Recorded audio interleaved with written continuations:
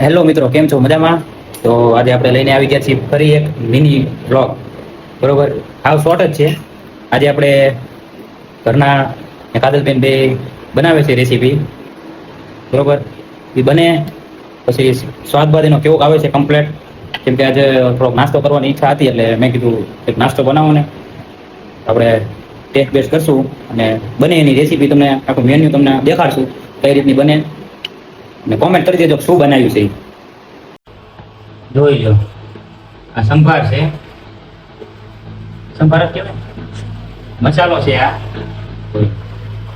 આ વણવાનું કામ ચાલુ છે. એક બાજુ વણે છે મોટા બેન. જોઈ લો, મસ્ત આમ જો પેલા માખણ જેવી છે. જોઈ લો, ચકાચક એ બરોબર. તો આવી રીતે આમ નાખવાનું મસાલો બધો અંદર ભભરાવાનો, પછી ચીઝ નાખવાનું ઉપરથી.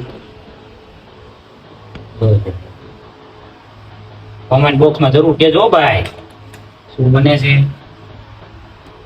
જે ખાધેલું હોય, જેનું ફેવરેટ હોય કહેજો, ભૂલતા નહીં. ચટણી પણ બનાવી નાખી છે. બરોબર, એ કામ આગલે દિવસે કરી નાખ્યું હતું. ચટણી બનાવવાનું કાલ કરી નાખી હતી. અને જોઈ લો મોમોસ.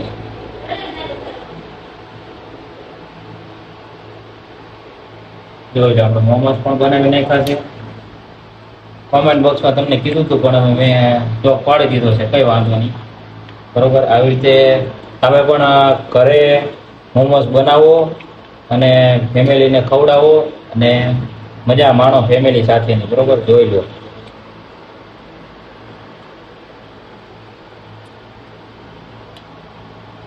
બની ગયા છે મોમોસ મસ્તીના. આપણે કામ થોડું બાકી રાખ્યું હતું, ઉપરથી ચીઝ ભભરાવાનું. જોઈ લો, ચીઝ ભભરાવી નાખ્યું છે.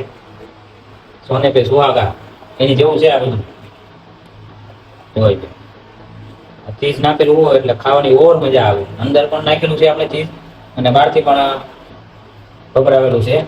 એટલે ખાવામાં, જેથી કરીને ખાવામાં બહુ મજા આવે અને સ્વાદ પણ આનો જબરો આવે. બરોબર, તમે પણ આવું બનાવી શકો અને ઘરે બધાને ટેસ્ટ કરાવી શકો. બરોબર, તો હવે મળ્યા નેક્સ્ટ બ્લોગમાં. જય માતાજી, જય દ્વારકાધીશ.